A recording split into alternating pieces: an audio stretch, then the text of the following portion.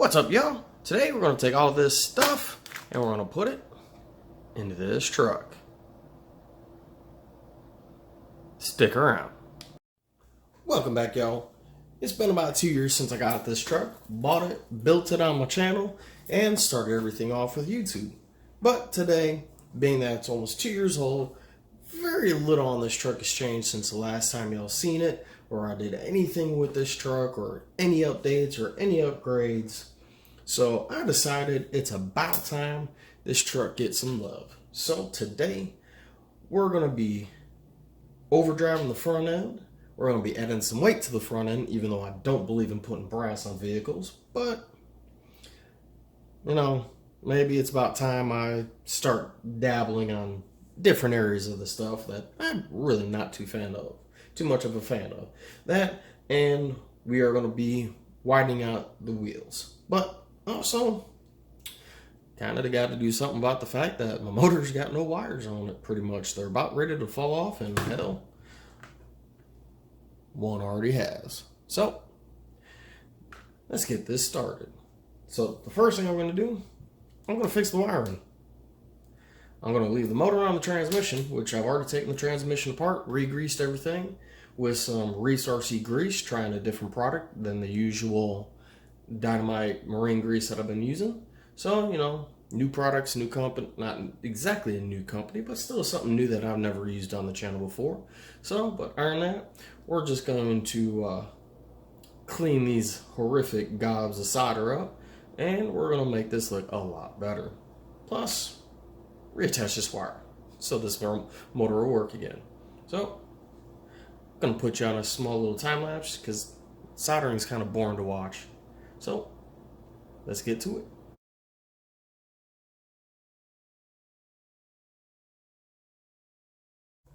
Alright, and with that taking way longer than it should have only taken 20-30 seconds, and well, let's just put it this way, it took a lot longer than that. So, with that being said, we got our wires tinned back on. Much cleaner and better looking than what it was. So I'm not going to bore you with the very boring aspect of putting a transmission back into a truck. So, I'm going to put it in. I'll be right back. And with the transmission back into the chassis, we're going to start working on the front end. And with that, we're going to be putting in the incision overdrive for the portals. There's your part number for you. And then we're going to be capping it all off with some brass. And like I said, I'm not a brass person. Here's the part number for that. And I didn't go with the big holy duty crap big ones. These are only 48 grams, not 76 or 78 like the other ones are. I'm not a brass person. I'm only doing this because, well, I want that front end to grip a little bit better now that I'm putting the overdrive portal gears in it. So, this is a super easy mod. Because literally the only thing you have to do this is pull these 4 screws and that one. Other than that, everything else just swaps right on over. So, let me take you in step by step and show you how it's done.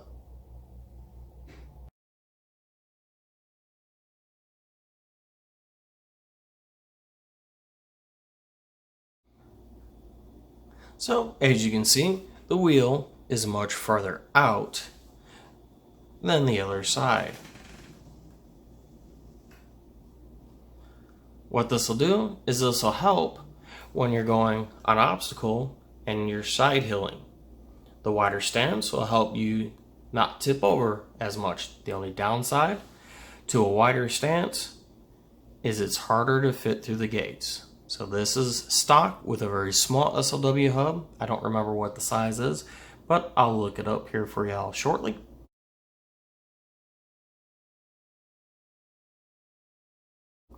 And then here's our fully upgraded side with the overdrive and the brass and hex SLW adapter. So let me get the rest of these mods done, get the truck back together, and I'll show you just what we're looking at when it's all said and done.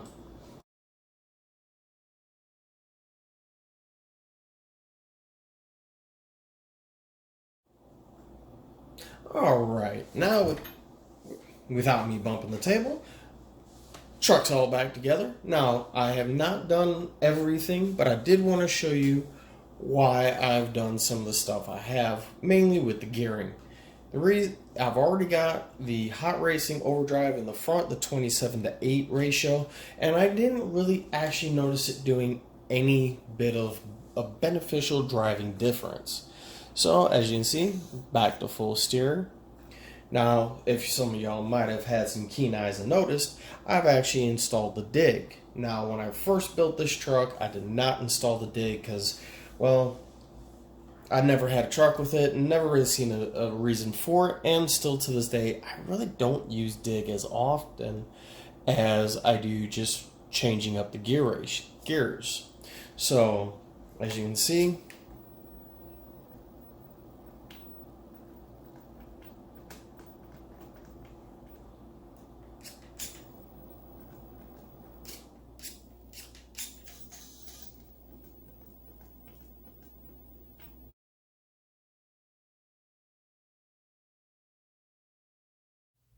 so, after, not gonna lie, so many few hours, I have figured out what I did wrong.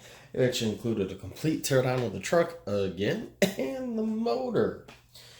So, now that we've got that fixed, let's see why I did what I did. Now, like I said before, I've already got the hot racing overdrive in the front end. And no offense, I don't think it was doing me any benefits. My turning was worse, not better like it should have been, and I really didn't notice any actual benefits of that slight overdrive to the front end. So, as you can see, I've taped up the wheels. Now, what I've done is I've left this, the driver's side, with the stock portal gearings in the front and the rear, but just the overdrive to the front. So this tire is only going to go so much faster than the backside. But as you seen earlier, I've already swapped out the hubs, the knuckle box cover, and the portal gears. So let me show you with just the overdrive in the front end with stock gear ratios just how much faster the front is to the back. Like I said, I don't think it really was doing me any benefits or favors, but to each their own. That's the benefit of this hobby. So here we go.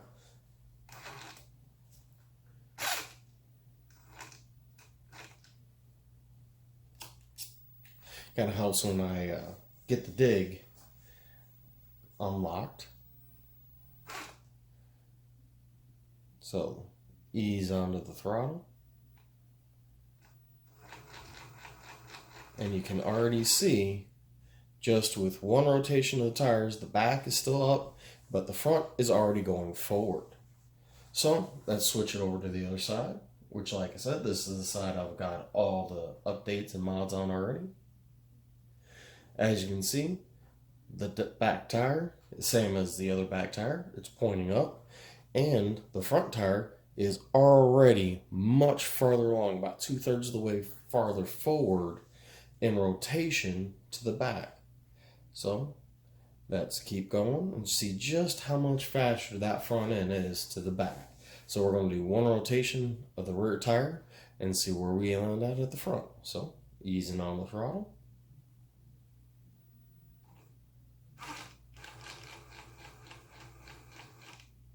So as you can see, that front is a lot faster than the back. What does that translate to?